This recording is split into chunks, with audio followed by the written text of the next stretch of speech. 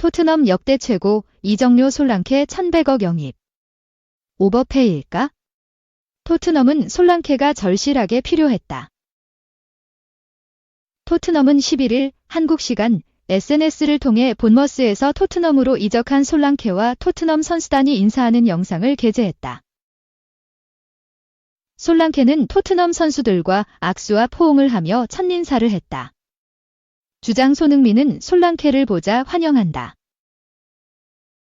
몸 상태는 괜찮냐라고 물었고 솔랑케는 그를 안으며 만나서 반갑다고 따뜻한 말을 건넸다.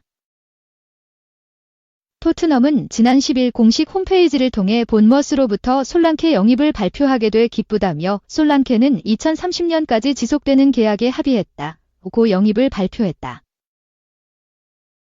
토트넘은 솔랑케 영입을 위해 구단 최고 이적료 기록을 기꺼이 지출했다. 이적시장 전문기자 파브리치오 로마노는 지난 9일 솔랑케가 토트넘으로 이적한다.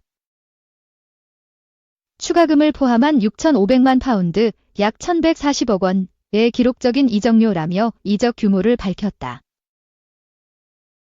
토트넘은 2019년 여름 프랑스 올랭피크 리옹에서 뛰던 미드필더 탕귀 은돔벨레를 6,500만 파운드에 영입했다. 솔랑케의 이적료가 은돔벨레의 이적료가 같아 공동 1위가 됐다. 솔랑케는 입단 후 첫 인터뷰에서 토트넘과 같은 클럽에 영입되는 건 정말 제가 원하던 전부다. 훌륭한 클럽이고 내 야망과 어울리는 거대한 클럽이다며 훌륭한 감독. 훌륭한 선수들이 있어 내 플레이 스타일에도 잘 맞는 것 같다. 경기장에서 내 역할을 하는 것이 너무 기대된다고 입단 소감을 밝혔다. 솔랑케는 주장 손흥민을 언급하기도 했다. 그는 클럽이 선수단 전체에 걸쳐 엄청난 깊이를 가지고 있다고 생각한다. 공격 옵션이 훌륭하고 그것이 최고의 클럽에 필요하다며 손흥민은 환상적인 선수이며 그는 수년 동안 프리미어리그에서 많은 일을 해왔고 그 외에도 훌륭한 자질을 가진 많은 선수들이 있다고 말했다. 그는 솔랑케 영입에 대해 그는 분명 내가 매우 간절히 원했던 선수였다. 그가 오기까지 시간이 좀 걸렸지만 그의 경력을 고려하면 우리와 매우 잘 맞을 것이라며. 솔랑케가 파이널 서드, 공격 지역에서 영향을 미칠 수 있는 선수이기에 우리의 부족한 점을 채울 수 있어 그의 영입이 매우 기쁘다고 말했다. 토트넘은 이번 여름 영입한 솔랑케를 팬들 앞에서 소개하기도 했다. 토트넘은 10일 홈구장인 토트넘 호스퍼 스타디움에서 바이에른 뮌헨과 친선 경기를 가졌다.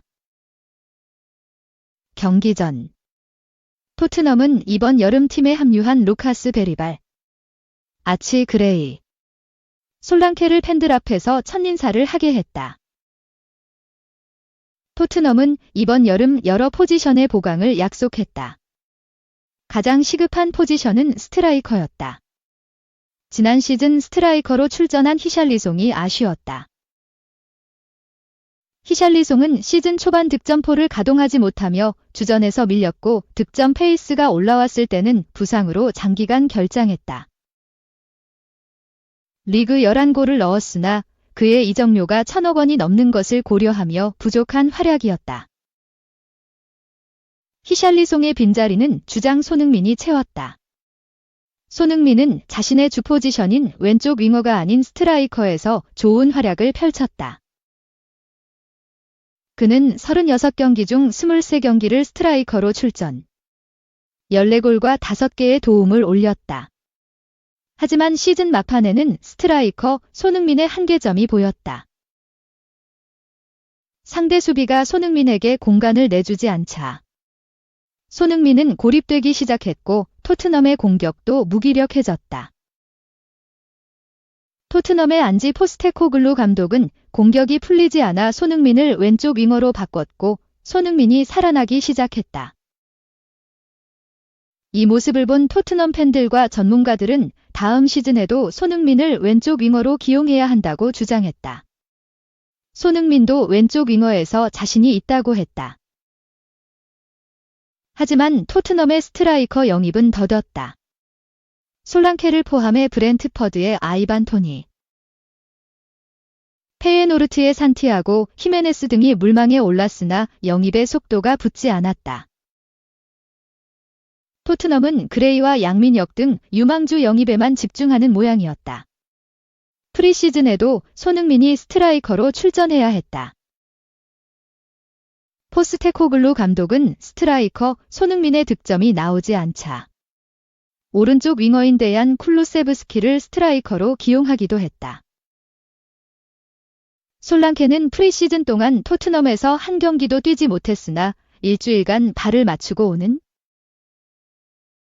21승격 팀 레스터 시티와의 프리미어리그 1라운드 개막전부터 출격할 것으로 보인다. 포스테코글루 감독은 솔랑케의 개막전 출전에 대해 솔랑케가 출전하지 말아야 할 이유가 보이지 않는다. 그는 프리시즌 대부분을 본머스에서 뛰었다. 물론 이번 주에 그를 살펴볼 것이지만 그가 프리시즌을 대부분 소화했다며 솔랑케의 개막전 출전 가능성을 높게 봤다. 솔랑케는 토트넘 공격진에 큰 힘을 보탤 수 있다. 그의 최근 활약만 놓고 보면 프리미어리그 정상급 스트라이커라 해도 과언이 아니다. 그는 첼시, 리버풀 등 빅클럽을 거치며 성장했으나 두각을 드러내지 못했다. 그는 2018년 여름 본머스로 이적해 2020에서 21 시즌부터 스트라이커로서 득점력을 보여주기 시작했다.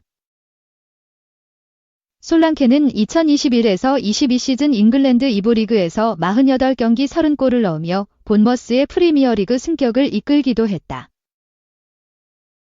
프리미어리그에서 다시 조용한 듯했으나 지난 시즌 리그 38경기 전 경기 출전에 19골을 기록하며 리그 득점 4위에 올랐다. 그는 자신이 밝힌 대로 득점뿐만 아니라 연계 플레이에도 강점이 있는 선수이기에 손흥민과 찰떡 호흡을 자랑할 것으로 보인다. 손흥민도 솔랑케의 영향으로 더 많은 득점을 기록할 수 있다. 이 AI 슈퍼컴의 충격 예측. 손흥민 또 무관인가 토트넘. 7위 추락. 맨시티 또 우승. 슈퍼컴퓨터가 토트넘이 이번 시즌 7위에 머물 것이라는 충격적인 예측을 내놓았다. 반면 우승은 역시 이번에도 맨체스터 시티, 맨시티였다. 유럽 분석 업체 몹타는 12일 한국 시간 자체 인공지능 AI 슈퍼컴퓨터를 통해 오는 18일 개막하는 잉글리시 프리미어리그 EPL 2024에서 2025 시즌 예측 결과를 발표했다. 이는 AI 기반 슈퍼컴퓨터가 이번 시즌을 1만 회 시뮬레이션한 것이다. 현재 슈퍼컴퓨터가 알고 있는 정보를 바탕으로 예측한 것이다. 단 시즌 중 실제 데이터가 들어가게 되면 예측은 바뀔 수 있다. 주요 선수의 장기 부상, 감독 교체 등은 고려되지 않았다. 그 결과 우승은 펩 과르디올라 감독이 이끄는 맨시티였다. 과르디올라 감독은 이번 시즌을 끝으로 맨시티와 계약이 끝나지만 지휘봉을 놓는 순간까지 강력한 모습을 보일 전망이다. 맨시티가 이번 시즌 우승할 경우 리그 5연패라는 역사를 쓰게 된다. 다음 시즌 유럽 축구연맹 UEFA 챔피언스리그 출전권이 걸린 톱4에는 맨시티를 비롯해 아스날, 리버풀, 첼시 혹은 뉴캐슬이 이름을 올릴 것이라 전망됐다. 3위까지는 지난 시즌과 변함이 없다. 맨시티는 1만 번 중 82.2%를 1위로 마쳤고 2위는 13.8%, 3위는 3.5%, 4위는 0.4%였다.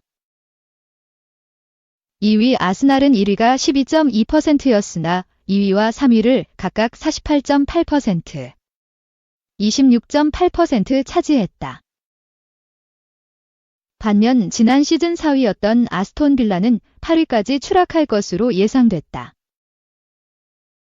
대신 지난 각각 6위와 7위였던 첼시와 뉴캐슬이 각성하며 4강 합류 가능성이 높은 것으로 봤다. 6위는 맨체스터 유나이티드, 맨유다. 충격적인 것은 토트넘이다. 슈퍼컴퓨터는 토트넘이 시즌 7위에 머물 것이라 봤다. 엔지 포스테코글루 감독이 이끄는 토트넘은 지난 시즌 치열한 4위 다툼 끝에 아쉽게 5위를 차지했다. 하지만 공격적인 전술로 상당한 가능성을 인정받았다. 토트넘은 올여름 다시 톱4에 복구하기 위해 대대적인 스쿼드 강화에 나서고 있다. 올여름 루카스 베리발 18, 아치 그레이 18, 두 명의 젊은 피를 영입했고 최전방에는 스트라이커 도미닉 솔랑케 G17를 클럽 레코드인 6,500만 파운드에 영입했다. 무엇보다 솔랑케의 가세는 토트넘 공격진에 작지 않은 시너지 효과를 부여할 것으로 보인다. 손흥민이 원래 포지션인 왼쪽 윙어에 집중하면서 상대 수비 진영에 큰 위협이 될 것이기 때문이다. 하지만 이 예상이 적중될 경우 토트넘은 다시 무관에 그칠 것으로 보인다. 토트넘 팬, 특히 한국 팬들은 손흥민 32,